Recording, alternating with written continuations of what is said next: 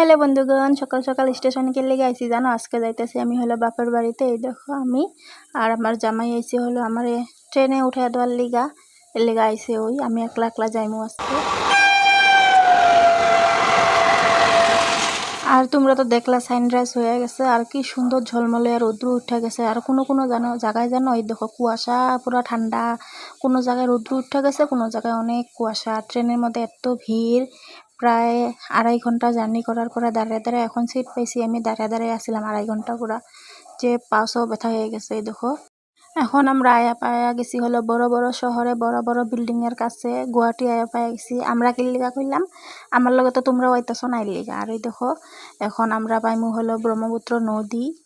নদীটা দেখে কিন্তু বেশ ভালো লাগে।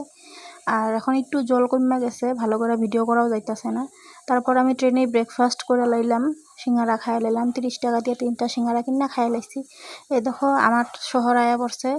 এই চাপাতি বাগান দেখলেই মনে হয় অনেক কিছুই মনে পড়ে যায় আগের দিনের কথা।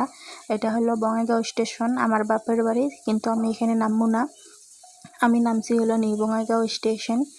এখন বঙ্গাইগাঁও স্টেশন হলো ছাইরা যাইব আমার। প্রত্যেকবার আইলেই নিউ বঙ্গাইগাঁও নামতে লাগবো, কারণ হলো আমি এখন নিউ বঙ্গাইগাঁও নামবো আমার বোনের বাড়িত। বঙ্গাইগাঁও এখন কেউ থাকে না, খুব মিস করি বঙ্গাইগাঁও, যাওয়াও হয় না। এখন আয়া নামতে লাগে হলো নিউ বঙ্গাইগাঁও। 3 মাস আগেও আয়া বঙ্গাইগাঁওই নামছিলাম। আর এই দুই পাশে হলো শ্মশান। টাটা।